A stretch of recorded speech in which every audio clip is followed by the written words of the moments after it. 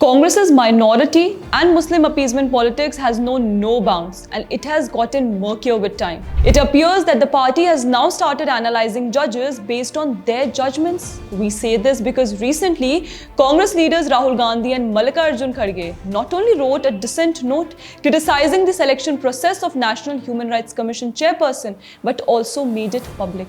Well, actually, it was on 23rd of December that the retired Justice V. Ramasubramanian was appointed as the chairperson of NHRC, along with Priyank Kanungo and retired Justice Vidyut Ranjan Sarangi appointed as members. However, the Congress leaders have started crying foul over the appointment, terming the selection process as predetermined exercise and further stating that this process disregarded the established tradition of consultation and consensus. I mean, do these Congress leaders mean to say that if the selection committee accepted their recommended names, then the selection process would have been fair? Yes, these Congress leaders had, as they claim, recommended 4 retired Supreme Court judges to head the NHRC chairperson. These names were Justice Rohinton Fali Nariman, Justice K.M. Joseph, Justice S. Muralidhar and Justice Akil Abdul Hamid Qureshi. Now the question arises, what were the criteria for such recommendation? Mr. Gandhi and Mr. Kharge may cite their reasons, but it appears that they have recommended these names on the basis of the judgments pronounced by these judges and also because of their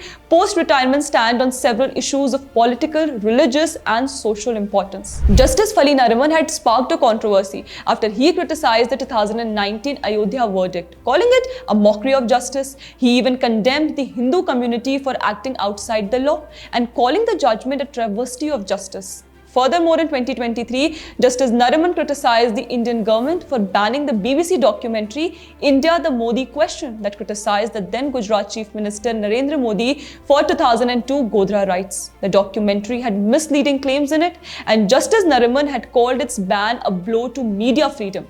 Well, just for the information, Justice Fali Nariman's father, who was a renowned lawyer, has also opposed the Ram Mandir movement and expressed concern over Yogi Adityanath becoming the Chief Minister of Uttar Pradesh. Next to Justice K.M. Joseph.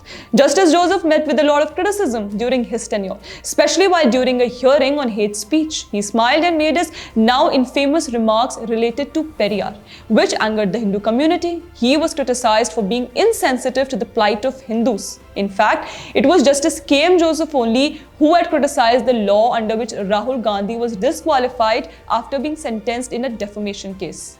Next, we move on to the third name proposed by Congress, which is that of Justice S. Muralidhar. So, Muralidhar's transfer from Delhi High Court in 2020 became a point of controversy after a part of the left ecosystem started claiming that it was due to his orders during the Delhi riots case, wherein he directed the police to safeguard the victims that the judge has been transferred.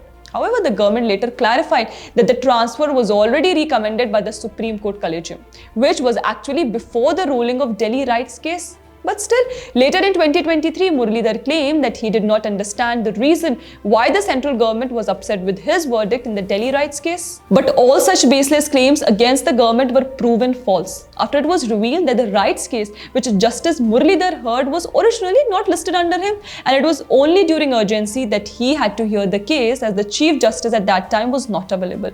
So there was no way to blame the government for his transfer, as it was just part of a routine collegium decision. Lastly, let us talk about the fourth judge on the list, which is Justice Akil Abdul Hamid Qureshi. His case is similar to that of Justice Muralidhar, as when he was transferred to the Tripura High Court, the left ecosystem or his supporters started this narrative of attacking the government and the judicial system, while in reality the transfer was again a part of the routine of collegium's established procedure. But then the likes of people like Kapil Sibal used it as an opportunity to bring in the misleading agenda, claiming how independent judges are being pushed out. These Congress leaders have also discontinued the established norms of not making the dissent public. We haven't heard if in the past any such incident happened when the leader of the opposition in Rajya Sabha and Lok Sabha made their dissent public in such appointments. However, looking at the way the Congress party and its leaders have targeted the established norms, it's futile to hope for anything better from them. It's well-known fact how opposition parties, their cabal and supporters have behaved when judgments by the courts didn't come the way they wanted. We have seen this in the cases on which Justice Gogoi and Justice Chandrachud pronounced judgments which were not as per expectation of the opposition parties. So now one thing which our viewers should note after seeing the background of these judges whose names were proposed by the leaders of the opposition is that our grand old party doesn't give much weightage to strengthen an institution without partiality. Rather, they just want to play politics in the guise of minority appeasement, vote banks, which is quite clear from their priorities now.